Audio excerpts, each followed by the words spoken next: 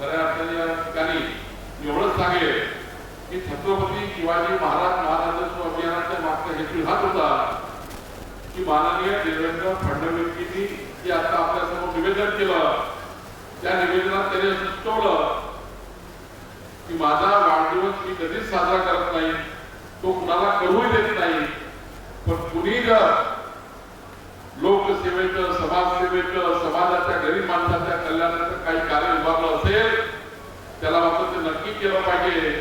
मी नवनीत राणाजी रवी राणाजी आपला आभार मानतो.